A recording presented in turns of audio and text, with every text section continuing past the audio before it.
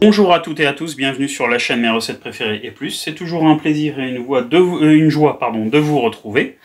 Aujourd'hui, on se retrouve pour un grand classique de la cuisine française, la forêt noire. Alors, la recette va se faire en 4 étapes. La génoise, la crème, le sirop et la décoration. On va commencer tout d'abord avec la génoise.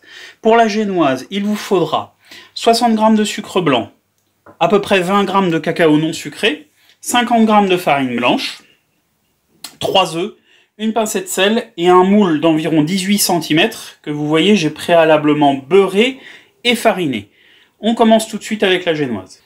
Donc c'est parti, on commence par préchauffer le four à 180 degrés chaleur tournante.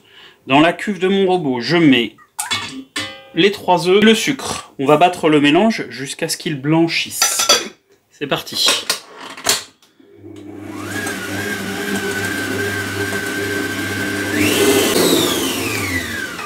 Je vais le battre encore un peu, mais j'ai oublié de rajouter le sel. Vous rajoutez le sel. Juste la petite pincée de sel. Voilà, au bout de 3-4 minutes, même pas, mon mélange est bien blanchi, c'est parfait.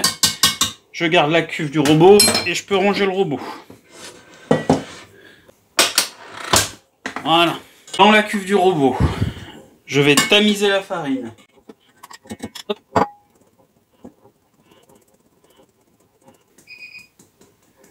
Vous entendez, mon four est préchauffé, c'est parfait.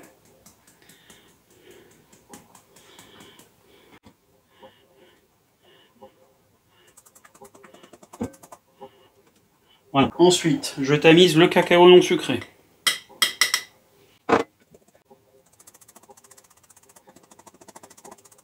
Voilà, une fois que vous avez tout tamisé, avec une maryse, vous mélangez de façon à ce que vous ayez un appareil le plus homogène possible, évidemment.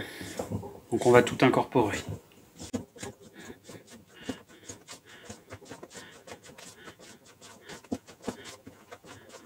Mon appareil prend une belle couleur.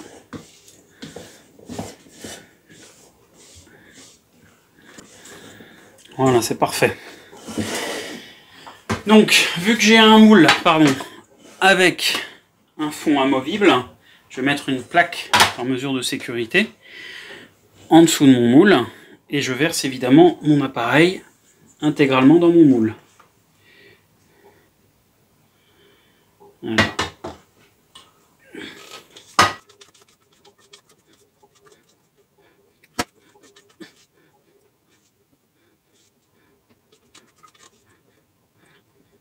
Voilà.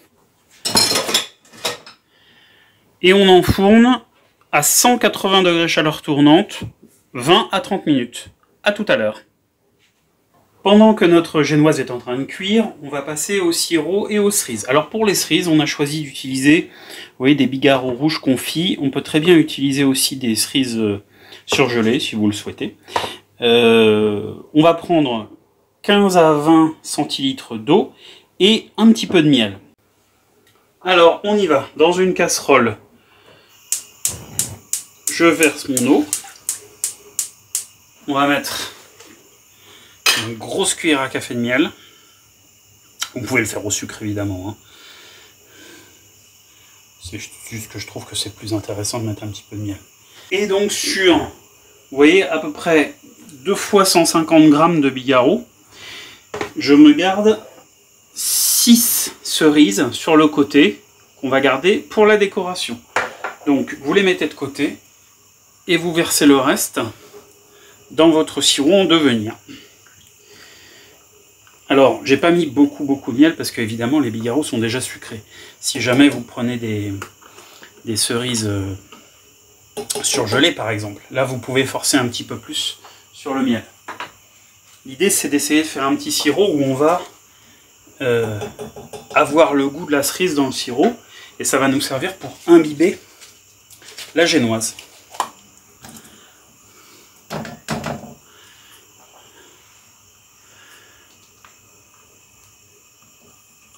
Voilà. Et ça va permettre de ramollir un petit peu en plus les cerises confites.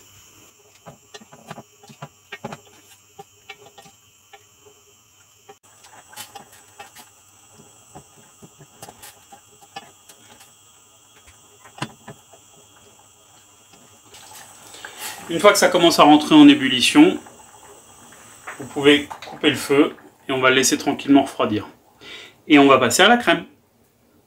On passe à la crème chantilly. Pour la crème chantilly, on aura besoin de 40 centilitres de crème liquide entière. Alors entière, c'est très très important. Bien froide, le plus froide que vous pouvez, pardon.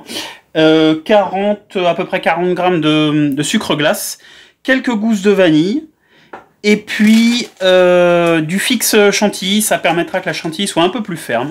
Si vous en avez, tant mieux. Sinon, bah écoutez, on peut faire sans. Le bol dans lequel vous allez faire votre chantilly et votre fouet, vous le mettez quelques instants au congélateur pour que ça permette à la crème chantilly de monter plus facilement. On se retrouve tout de suite. Alors, j'ai mis mon récipient au congélateur, j'ai mis mon fouet au congélateur. Hop. Je vous conseille plutôt d'utiliser un récipient haut comme ça évite d'avoir trop de projection. Et vous pouvez utiliser un support comme ça en liège pour éviter que ça ne dérape. Je verse ma crème liquide entière dans mon récipient.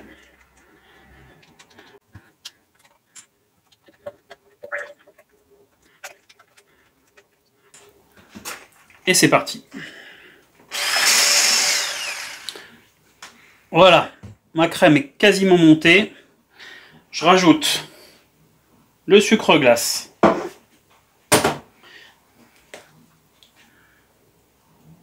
Quelques gousses de vanille à votre convenance. Et les 2 sachets de fixe chantilly qui vont me permettre de faire tenir ma chantilly un peu plus longtemps.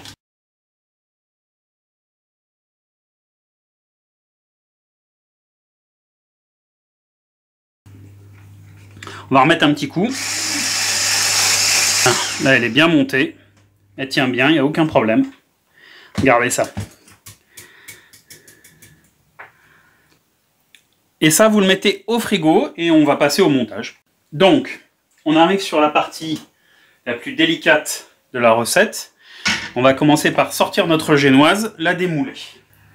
Voilà, donc là ma génoise a cuit 20-25 minutes à 180 degrés et elle a légèrement gonflé. On va essayer de démouler ça. Donc, on va la laisser refroidir gentiment. On va récupérer, alors vous pouvez utiliser la passoire qu'on a utilisée tout à l'heure, c'est un léger détail. Hein. On va récupérer le sirop de nos cerises. On va s'en servir pour imbiber la génoise. Voilà. Et évidemment, les cerises, on les mettra directement dans le gâteau. Donc vous gardez les cerises sur le côté. Et on récupère le sirop qu'on prépare ici. Enfin, on prépare le montage. Pour ça, vous aurez besoin d'un cercle. Alors, notre moule à manquer était de 18 cm. On va prendre un cercle à pâtisserie de 20 cm. Vous voyez, j'ai mis une bande de rhodoïde. Alors, théoriquement, le périmètre doit faire dans les 63 cm. J'ai pris 2 cm de plus pour faciliter le démoulage ensuite. En dessous, si vous avez, vous pouvez mettre un petit disque de carton. J'en ai pas, j'ai pris juste une assiette blanche la plus plate possible. Et là, on va pouvoir se préparer au montage. Délicatement, on va venir découper dans le sens de la longueur la génoise. Alors vous avez besoin. L'idée c'est de faire 2 disques. Et je vais déposer mon disque de génoise au fond de mon gâteau, délicatement.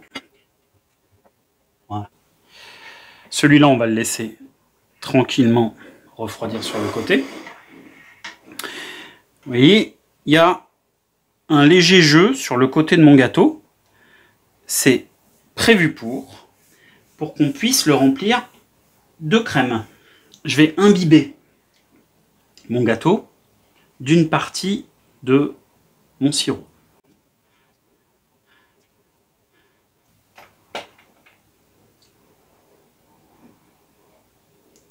Voilà. On va passer au montage de la crème. Donc on y va. Je prends un récipient haut, une poche à douille munie d'une douille cannelée que je prépare dans mon récipient. Hop. Alors là en l'occurrence c'est une poche à douille que je vais devoir couper après. Donc j'ai pas besoin de l'entortiller. Je la retrousse bien comme il faut dans mon récipient haut pour accueillir ma crème.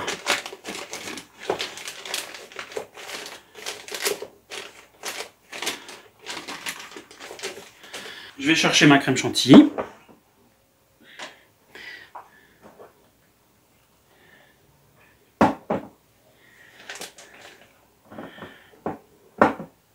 Que je viens déposer dans ma poche à douille. Ici. Vous pouvez mettre le reste de votre crème, on en aura besoin de toute façon encore de la crème tout à l'heure pour la décoration. Donc remettez votre crème au frigo.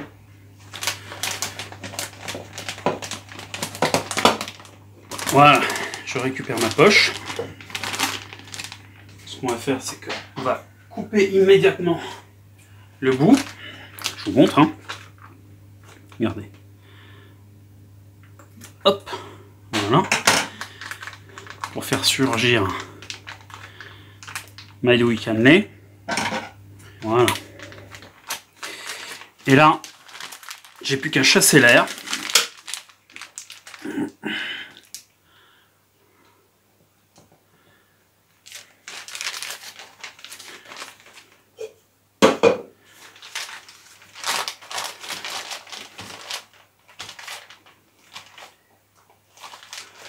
Et je vais être prêt à pocher. Alors j'ai choisi de pocher l'intégralité, même si évidemment après, pour le dessus de votre première partie de la génoise, vous n'avez pas forcément besoin d'avoir une poche à douille. Mais pour le bord du gâteau, alors, obligé de regarder, hein, c'est beaucoup plus facile. Alors encore une fois, hein, si jamais vous avez la chance d'avoir un plateau tournant, c'est même encore mieux. Hein. Voilà. Et on va. Voilà. Déposer la crème. Avec une petite spatule, je viens délicatement lisser ma préparation. Et surtout tasser la crème sur le côté.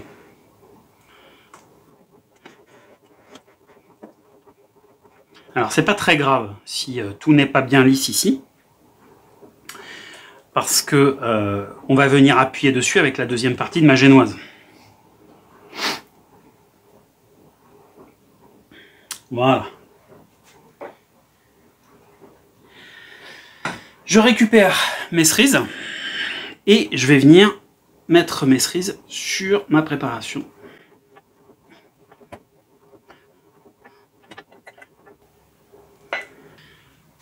Je viens ensuite mettre la deuxième partie de ma génoise, alors face cuite vers le dessous. Et je viens appuyer pour tasser mon gâteau. Je viens imbiber la deuxième partie de ma génoise avec mon sirop. Alors je vais mettre un petit peu plus parce qu'il se trouve que ma deuxième partie est plus épaisse. Voilà. Ça suffit. Je viens terminer le pochage de ma crème.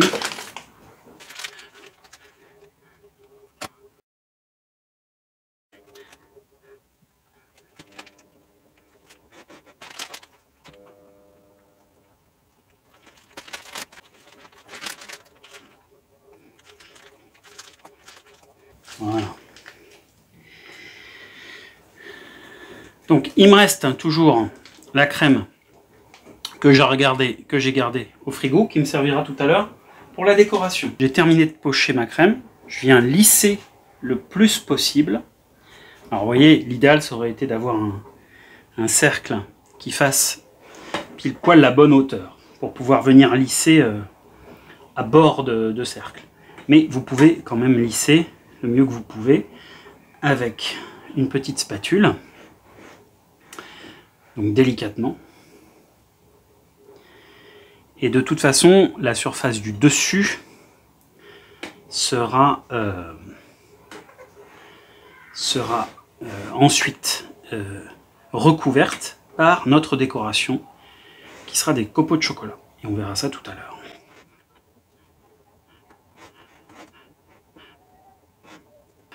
Et voilà. Et part au congélateur pendant 1 heure. On se retrouve tout à l'heure. Alors on se retrouve, notre gâteau a passé un peu plus d'1 heure au congélateur, 1 heure, 1 heure et quart. Et on va délicatement enlever le cercle d'abord et le rhodoïde. Voilà. Et on va enlever le rhodoïde. Et voilà. On va remettre notre gâteau au frais. On va regarder d'abord l'épaisseur qu'il fait. Il fait à peu près 4 cm d'épaisseur. On va en avoir besoin pour faire le tour et la décoration. On remet notre gâteau au frais. On se retrouve pour la première partie de la décoration de notre gâteau. Alors, pour la première partie, on va s'occuper du tour. Pour ça, il vous faudra une bande de rhodoïde, donc d'à peu près 63 cm de long et à peu près 4 cm d'épaisseur. L'épaisseur, on l'a mesurée tout à l'heure. On va prendre à peu près 60-65 g de chocolat qu'on va mettre à fondre au micro-ondes, une petite spatule et un seal pad. On met à fondre le chocolat au micro-ondes, vous le mettez à basse intensité pendant quelques minutes. On se retrouve tout de suite. Mon chocolat est fondu. J'ai bien fait attention qu'il était onctueux. J'ai sorti mon gâteau juste à côté. Je verse mon chocolat en une longue bande le long de mon rhodoïde. Voilà. Avec ma spatule, je vais l'étaler à peu près uniformément sur tout mon rhodoïde.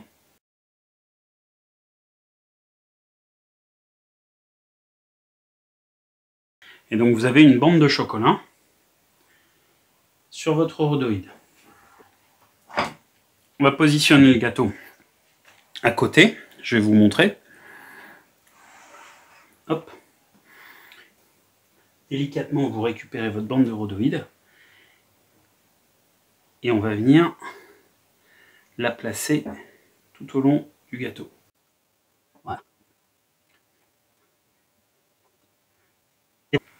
Et ça repart au frais. On nettoiera autour de l'assiette après. On se retrouve pour la dernière étape de la décoration de notre gâteau. Alors ici, il y a à peu près 60 g de chocolat noir que j'ai préalablement râpé. Donc soit à l'économe, soit à la râpe classique. Je vous conseille, si vous pouvez, de mettre des gants parce que c'est relativement salissant. On retrouve nos quelques cerises qu'on a mis de côté tout à l'heure. Et le reste de crème chantilly qu'on avait mis de côté pour la décoration finale. Alors, on va décoller très doucement le rhodoïde.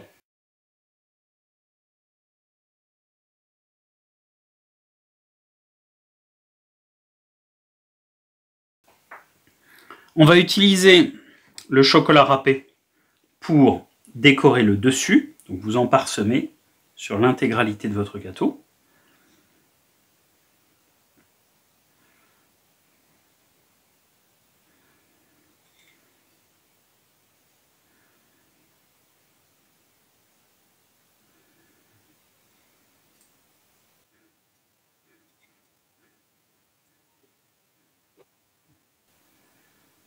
Voilà. On arrive à la dernière étape. On va essayer de pocher la crème. Ce qu'il nous reste de crème.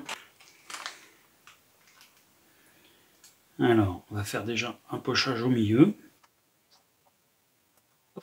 Et on a 6 cerises, donc on va essayer d'en faire 5 en étoile.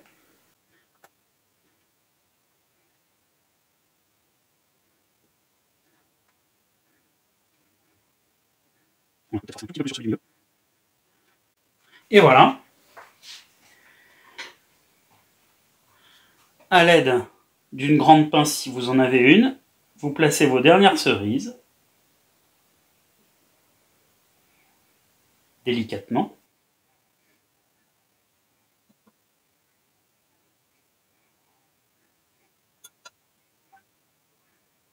Et voilà. On va essayer de nettoyer très délicatement le bord de notre gâteau. Et voilà, notre gâteau est maintenant terminé. C'était une très très longue recette, j'espère que ça vous a plu. Je pense que c'est relativement accessible, un petit peu de travail, mais je pense que c'est relativement accessible. N'hésitez pas à nous mettre des petits commentaires si cette recette vous a plu. N'hésitez pas à nous dire si c'est le genre de recette qui vous intéresse un petit peu plus. C'était un plaisir de vous retrouver aujourd'hui pour cette très longue recette. J'espère vous retrouver très très bientôt. Prenez soin de vous. Bye bye.